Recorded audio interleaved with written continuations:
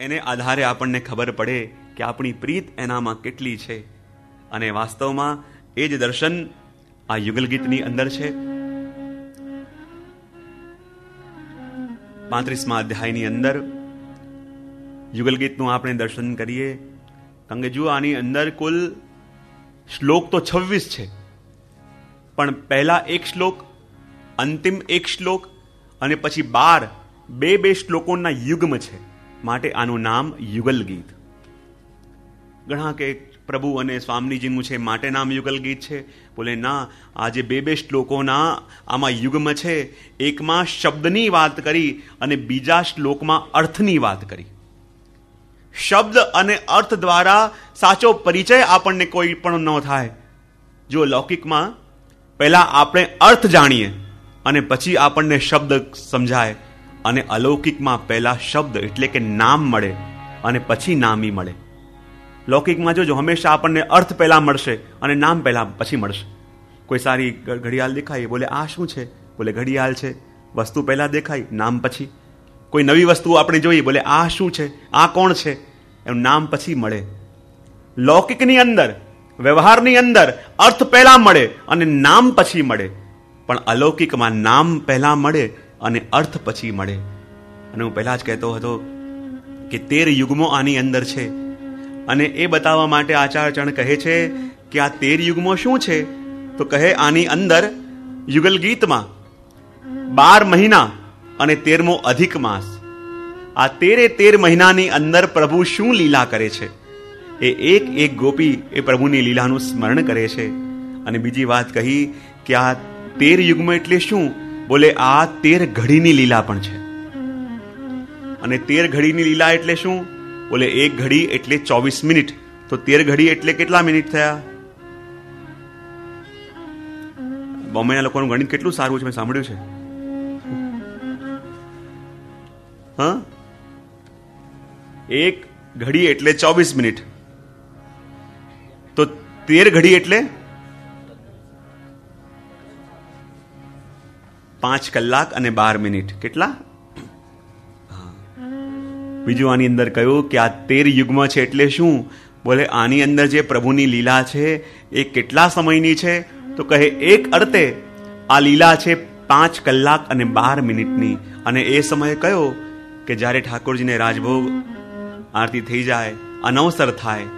અને જેવા અનવસર થાય એ વખતે ઠાકોરજી પોતાના સખાઓની સાથે શ્રી યમુનાજીના તટ પર વિહાર કરવા જાય. અને ગોપીઓ વ્યાકુલ થઈ જાય કે હે પ્રભુ, જેના માટે જીવતા હતા, જેની સેવા કરવા માટે આ દેહ ધારણ કર્યો છે, હે પ્રભુ આપ ક્યાં છો? શું કરતા હશો? એમ એક પ્રભુની લીલાનું સ્મરણ કરે.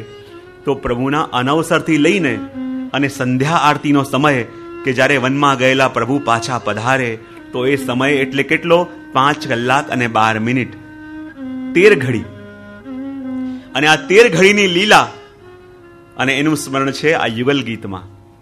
જ્યારે ઠાકોરજી વનમાં પધાર્યા અને વનમાં પધારીને પ્રભુ જે લીલા કરે છે એ એક લીલાનું સ્મરણ બધી ગોપીઓ પરસ્પર આવીને કરે છે.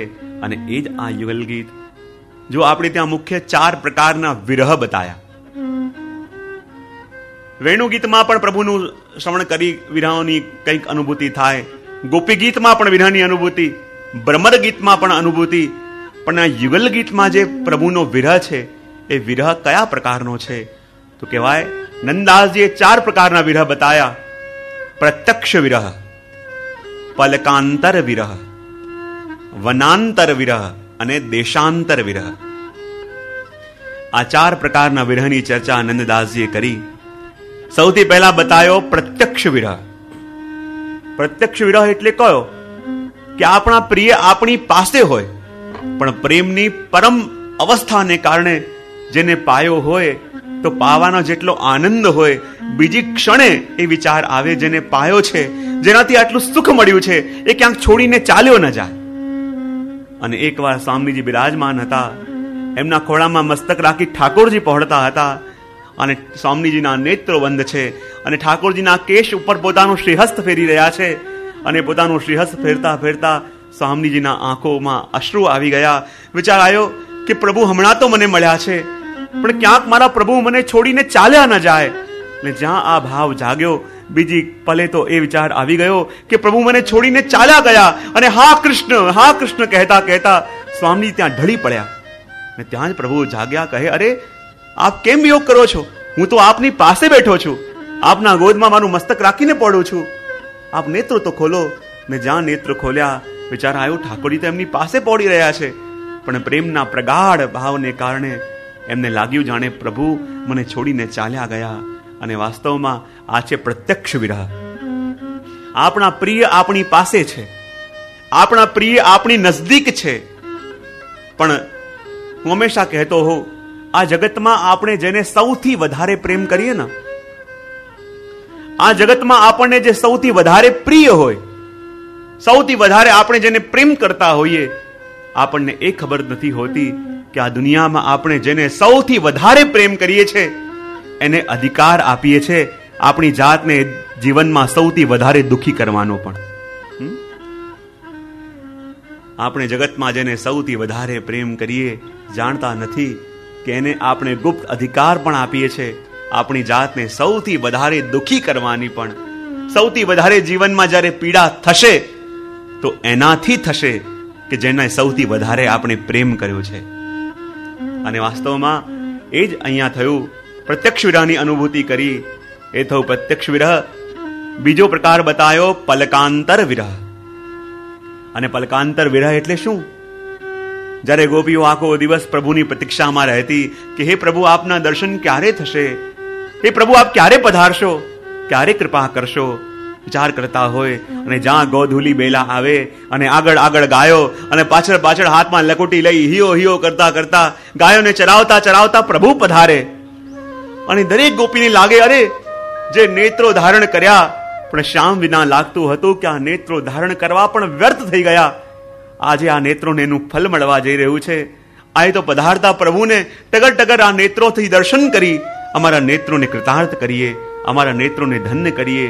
અને ભાગતી ભાગતી કોઈ ગોપી ઘરના ઝરૂખા પર આવી જાય, કોઈ ઘરના આંગણામાં આવી જાય, અને જ્યારે પ્રભુ પધારતા હોય અને નેત્રોથી દર્શન કરીને એક એક નેત્રોને ધન્ય કરતી હોય, અને પ્રભુના દર્શન જ્યારે કરે અને ગોપીને લાગે કે હે પ્રભુ આપનું મુખ કમલ, તમારા ભક્તોના નેત્ર પણ ભ્રમર છે, ને જેમ કમળને છોડીને ભ્રમર એક ક્ષણ પણ દૂર ન થાય, એમ હે પ્રભુ આપના મુખ કમળનું પાન કરતા અમારા નેત્રરૂપી ભ્રમર ક્યારે પણ ધરાતા જ નથી. અને જ્યારે ટગર ટગર પ્રભુના મુખ કમળના દર્શન એ ગોપીઓ કરતા હોય, અને એ જ વખતે ગોપીઓની પાપણો બંધ થાય. અને જેમ ગોપીઓની પાપણો બંધ થાય અને ગોપીઓને લાગતું જાણે કોઈ ગરમ ગરમ શલાકા એમના નેત્રોને અડાવી દીધી હોય, અને એ વખતે ગોપીઓ પણ બ્રહ્માજીને જડ કહી દેતા, જડ ઉદીક્ષતામ, હે બ્રહ્માજી આપ પણ જડ છો, ચાહે વેદના જ્ઞાતા છો, ભાગવતના ઉપદેશક છો, પણ હે બ્રહ્માજી આપે આ નેત્રો બનાવી તો બનાવી, પણ આ નેત્રોની ઉપર આ પાપણો કેમ બનાવી? જ્યારે પ્રભુ સામે હોય, પ્રભુના દર્શન કરતા હોઈએ, અને આ નેત્રોને નેત્ર ધારણ કર્યાનું ફલ મળતું હોય, અને એ વખતે જ્યારે આ પાપણો બંધ થાય છે અને અમને લાગે છે કે જાણે અમારું સર્વસ્વ છીનવાઈ ગયું, અમારું સર્વસ્વ લૂંટાઈ ગયું, હે પ્રભુ આ નેત્રો ઉપર પાપણો કેમ બનાવી? અને એક પલકારો બંધ થાય એટલો વિરહ પણ જે ગોપીઓ સહન ન કરી શકે એને કહેવાય પલકાંતર વિયોગ. અને આ યુગલ ગીતની અંદર જે વિયોગ છે કયો છે? વનાંતર વિયોગ. કે જ્યારે ગોપીઓ વનમાં ગયેલા પ્રભુનું સ્મરણ કરતી, અને એ વખતે ગોપીઓને બે સિદ્ધિઓનું દાન પ્રભુ કરતા, એક તો દૂર દર્શન અને બીજું દૂર શ્રવણ. ગોપીઓ ઘરમાં હોય પણ વનમાં ઠાકોરજી પોતાના સખાઓ સાથે જે જે લીલાઓ કરતા એ ગોપીઓને ઘરમાં દેખાતી, ને જે વાર્તાલાપ પ્રભુ ગોપીઓ સાથે કરતા, સખાઓ સાથે કરતા, એ બધું ગોપીઓને ઘરમાં સંભળાતું. અને એક એક લીલાનું સ્મરણ કરી જે ગોપીઓ પોતાના પ્રિયતમને રીઝાવતી, પ્રિયતમના ગુણગાન ગાતી, એ છે વનાંતર વિયોગ. અને આ યુગલ ગીત છે વનાંતર વિયોગનું. અને ચોથો વિયોગ છે દેશાંતર વિયોગ.